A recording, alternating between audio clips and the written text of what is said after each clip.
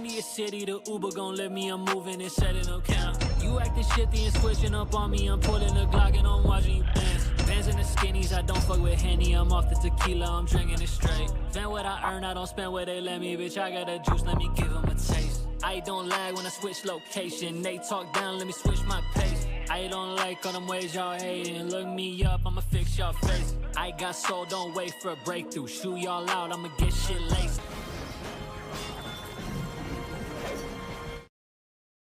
Sepia, DreamWorks, and Universal logos helpfully prepare you for the most yellow-tinted movie ever made. Jeremy hates opening logos cliché. 35 seconds of reading. These reading sins are especially egregious when you realize that Jeremy himself is an author who has started using this exact YouTube channel to promote his books. How did this horse know where to go with the headless horseman on top of it? It didn't. It presumably just galloped in one direction for as long as it could go. At my signal, unleash hell. What, you mean the dog? Jeremy feigns ignorance cliché. For you are in Elysium, and you're already dead! 2013 movie with the same name retroactively makes this hilarious. Jeremy makes a pop culture reference that isn't a sin of the movie cliché.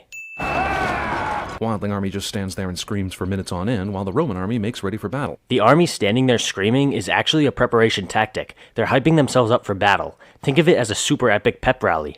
And the enemy army pays for their inaction by taking a vicious beating once the Roman army gets all set up and everything. Jeremy double dips cliché.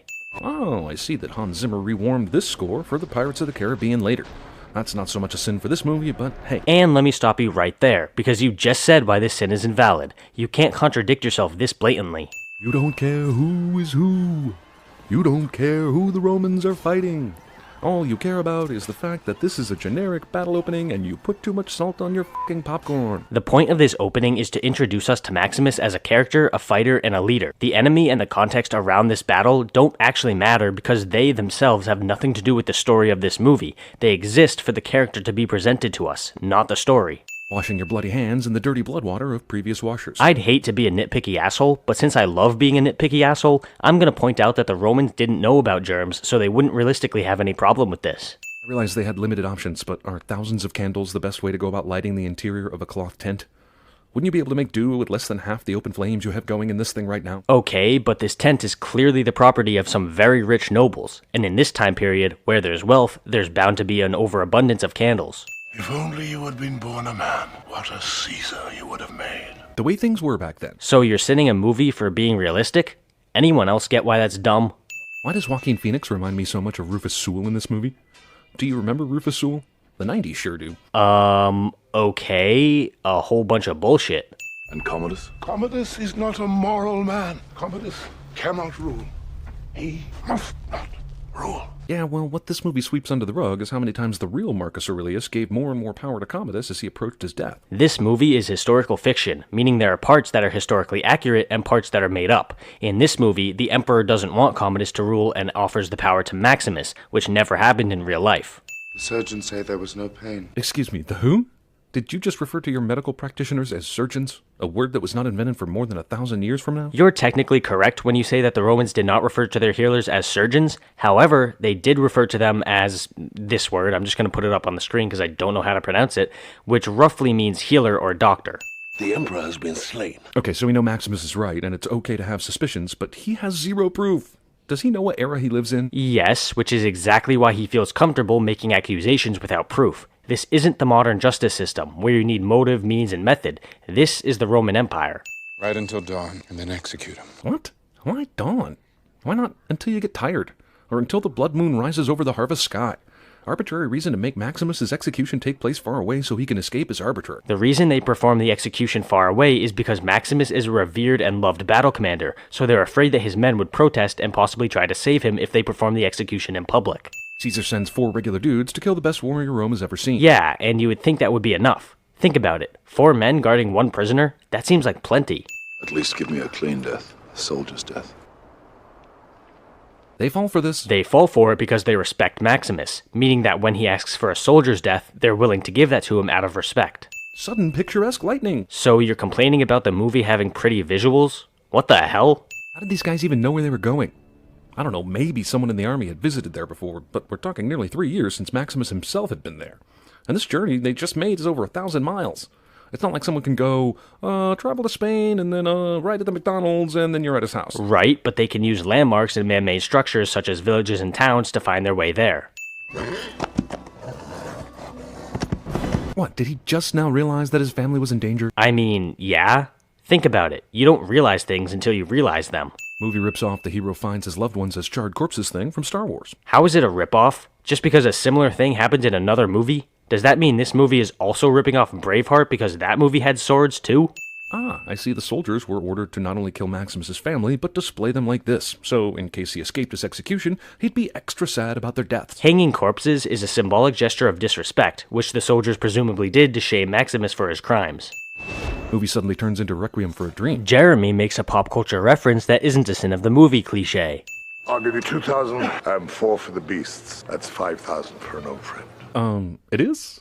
If you were going to give yourself a discount, why didn't you just say, I'll give you 3,000 for the beasts?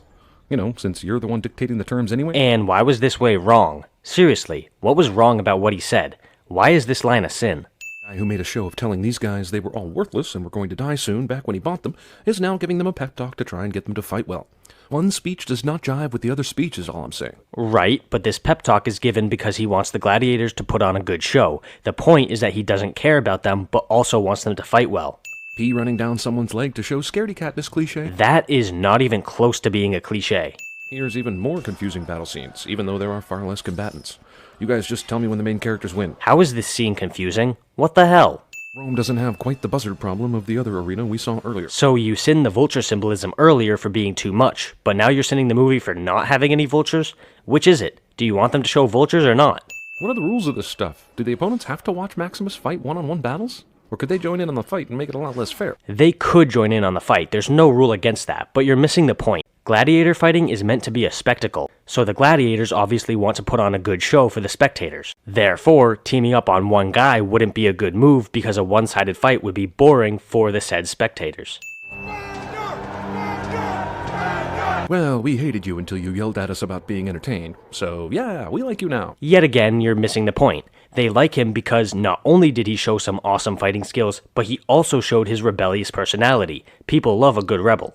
Perhaps you will have your freedom. Said the guy who could literally give him freedom right now if he really wanted to. Gladiators won their freedom by winning a lot of fights. Besides, it wouldn't make much sense for him to set Maximus free right now, seeing as he could make good money off of such a skilled warrior. Thunder and lightning indicate something ominous, cliche. Yet again, not a cliche. Anyone here been in the army? Yes, I served with the Vindabona. Funny that didn't come up until now. What, did you want a scene of them making small talk before coming out into the arena? Rise! Rise! Maximus only decides not to kill Commodus because of a kid. Jeremy points things out on the screen, cliche. And I will have my vengeance in this life or the next. Love those words. This life is your only option, though. Come on, man, you're feigning ignorance again. These guys are Romans. They believed in the underworld after death, which means that Maximus thinks he could have vengeance after Commodus is dead. This man wants what you want. Then have him kill Commodus! No one hears that? I mean, later he says, God! The lady has finished with me. so there's someone within earshot hearing all this conspiracy shit. To be fair, the guard might have only heard Maximus's outburst and not the rest, and seeing as Maximus is a captive gladiator, what are they gonna do? Throw him in a different prison? Maximus! Okay, so last fight, all of Rome found out this was Maximus, the main general of the Roman army. Yet, he's somehow still a slave gladiator? How is there no public outcry about how he became a slave in the first place? How are there not riots to set him free? How is this next gladiator match happening? Okay, the Emperor wanted Maximus to remain a gladiator. Some of the people did not. Let's see, who wins that conflict? The Emperor with his massive army, or some of the common people? Well, I guess if one random asshole says it, then the whole crowd can get on board with that. It's called mob mentality, you idiot. Once it gets started, it spreads like wildfire. So how does one asshole get his voice heard in the middle of an arena with all that noise going on? Gladiator coliseums were built with a design that allowed people with raised voices to be heard evenly throughout the stands, so one person with a super loud voice would realistically be able to do that. Find me! Find me! Is it difficult to find the prisoner-slave gladiators in their cells? Well, think about it for a second. The Romans have a fuck ton of gladiators, so fighting Maximus would actually be pretty difficult. Save your throne. And who said that? The answer to this question requires secrecy to the audience. So Jeremy points things out on the screen, cliche? Or he points things out not on the screen? Wait. Instead of killing Maximus for trying to escape, sure, let's just arrest him again and keep making him gladiator himself. I mean, yeah, The emperor wants to make a spectacle of him in the arena, so the soldiers are really just following orders. Strap on his armor. Conceal the wound. This guy's still alive? Jeremy double dips cliche. Let that be a lesson to you 15 and 16 years ago. Put lots of roses in your movie and it wins Best Picture. Why are you complaining about roses now? The thing is, the Romans actually did throw roses at gladiators in real life, so I don't understand why you're sinning this realistic detail. The movie rips off the see the people you love after you die thing from Titanic. Jesus fuck. Just because something in this movie happened in another movie doesn't automatically mean this movie is ripping off that movie. Is Rome worth one good man's life? Well, an epic movie winds to a close. Time for a ponderous speech. Jeremy sins something he likes cliche.